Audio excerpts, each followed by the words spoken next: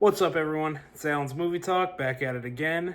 Just got back from seeing Novocaine, so let's talk about it. So, Novocaine is the newest action slash comedy slash romance movie starring Jack Quaid and Amber Midthunder. If anyone out here has seen Prey, Amber Midthunder to me was one of the standouts of that film. And I just am going to cut straight to the chase. I had so much fun with Novocaine. Everything about this film really just worked for me. I had a few things wrong with it, but overall, this is definitely one of my favorite movies so far in 2025. And to start off with my positives, the very first thing that comes to mind for me is just the amazing blend of all the different genres that this film does. Like I said, it is an action film, it is a comedy, and it is also a romance film. And to me, that blending of genres just worked so well for the film and made for just such a fun time at the movies. And then just to start off, with those three genres, the romance aspect of this film is really the thing that the movie completely hinges on and carries throughout. The chemistry between Jack Quaid and Amber Midthunder was incredible. The story completely revolves around this, very quick love story between Nate and Cherry, and I felt like that was done very well. It makes you invested in the character of Nate and then also in Cherry as well. So you just care about these characters throughout the entire runtime of the film.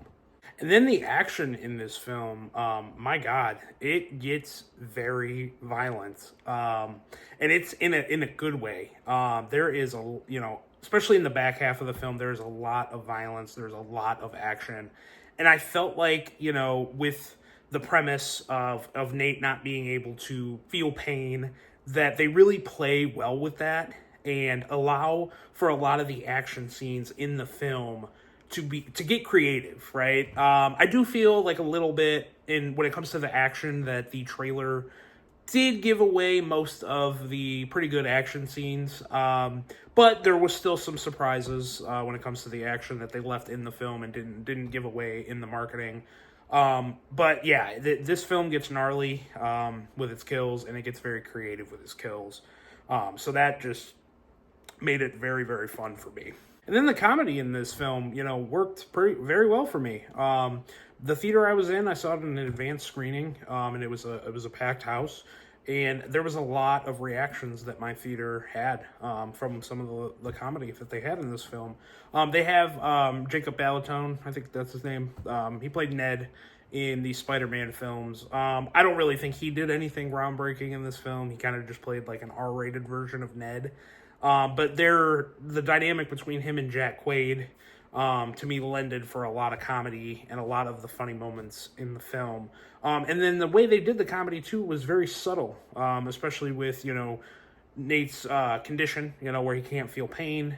They took that and they used it to tell some very unique and funny jokes. So I enjoyed that very much. Like I said, front and center. The best thing the best thing about this film is the blend of the three genres of action, of comedy, and romance. So I feel like all three of those were very strong and felt throughout the film. And then when it comes from individual performances, obviously I'm going to start off with Jack Quaid. He was really good in this film. There was a little bit of Huey in his character and, in his kind of like quirky, nerdy charm. So it did feel a little similar to what he does with Huey in The Boys. But like I said, I did like the twist of him not being able to feel pain. That is really where the different elements of his performance came out. So a little bit similar to Huey, but also a little bit different of a performance just because you have that added element with him having the condition of not being able to feel pain. And then, just this year so far, Jack Quaid, he's having a great year. I mean, between Novocaine, between Companion, he has been at the forefront of two of my favorite movies so far in this year. So he's having a great year, and he's on a hot streak right now. So yeah, I think he does a great job here, and I'm definitely looking forward to whatever else he does. And then Amber Midthunder as well. I mean, she had, a very good performance in Prey. But obviously, compared to what we got here, that was a more limited performance. It was a totally different tonal type of movie. And here it kind of showed more of an endearing side to her, a more of like a girl next door kind of type vibe, where you kind of understand why Nate falls in love with her, and a sweetheart type of vibe. So it was a different performance from her than what I've seen before, but I really enjoyed that because it showed me that she has range and she has a future in Hollywood and in movies. So she's another one that anything that she's going to be in going forward, I'm going to be looking forward to. And yeah, their chemistry is really what sells this movie, and really puts like the emotional stakes of this film into it. And then for my last positive, this film really just has that feel and vibe of a lot of the action films that came out like in the late 90s and the early 2000s. And I'm always someone who is going to enjoy something like that because we don't get a lot of them. So I was very happy with the style and the type of action movie that we got here, and it was just very refreshing.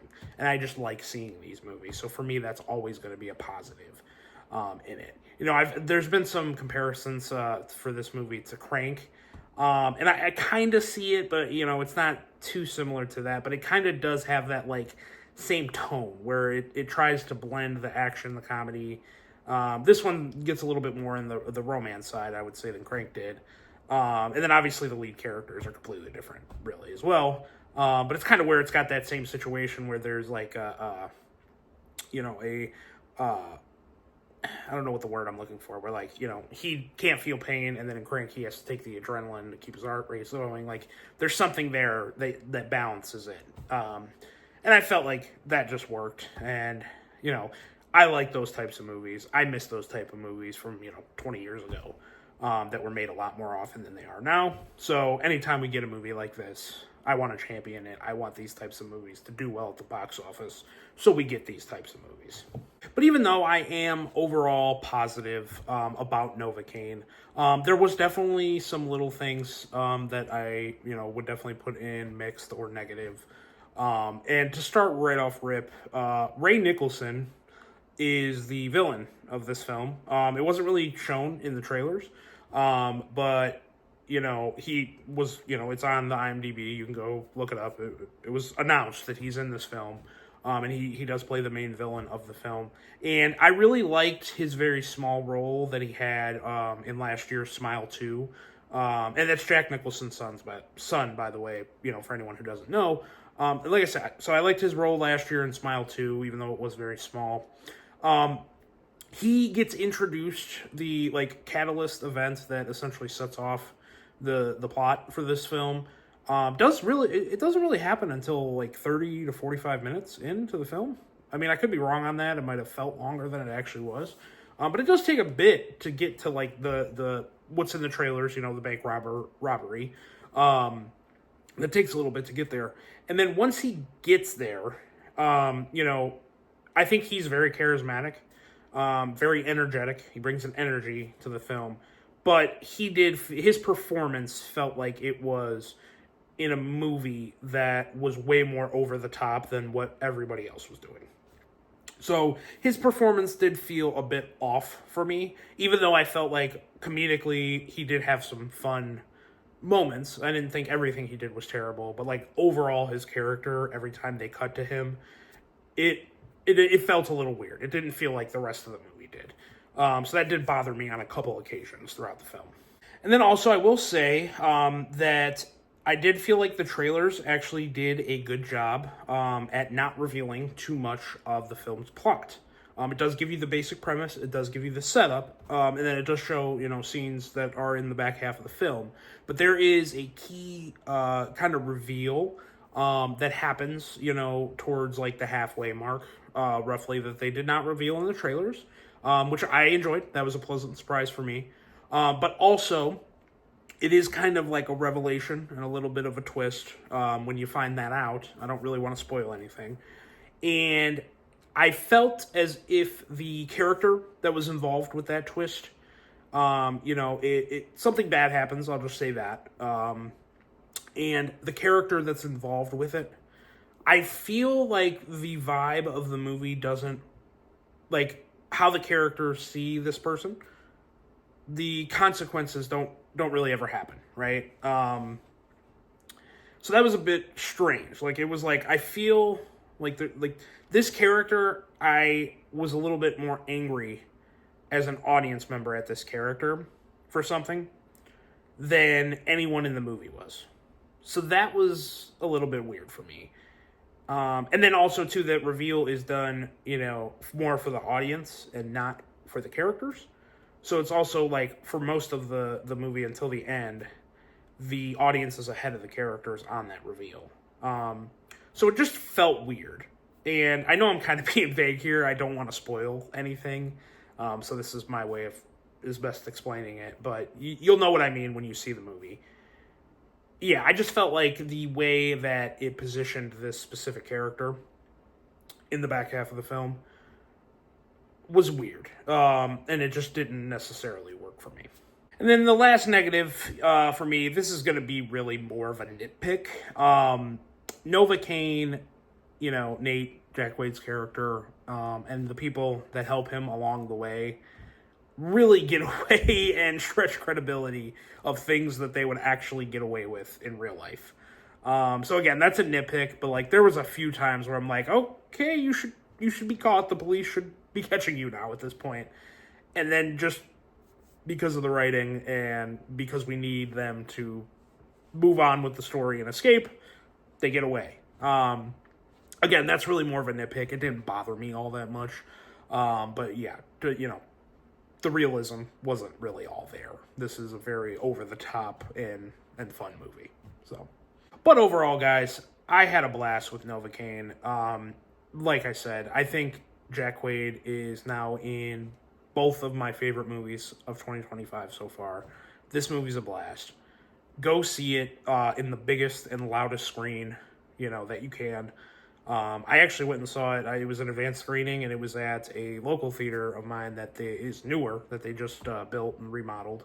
And so I got to see it in a Dolby screen, and that was fun. There was a lot of people there, and, everyone was clapping at the big moments, laughing at the funny moments. So this is definitely the type of movie that is going to have the best experience if you see it opening weekend with a crowd. So I would definitely, when it releases, definitely recommend going and seeing it. I had a lot of fun with it. Jack Wade so far is the MVP of 2025 in my eyes.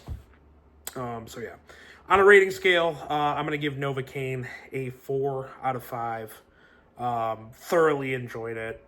Small minor things that I had issues with, but overall experience, I had a lot of fun with it. All right, guys. Well, if you, were one of the people like me who were lucky enough to see Novocaine early, go ahead, comment below. Let me know what you thought about it. Subscribe to my channel if you haven't. I'm gonna keep cranking out reviews and maybe do some live shows here soon. And everyone, have a great night.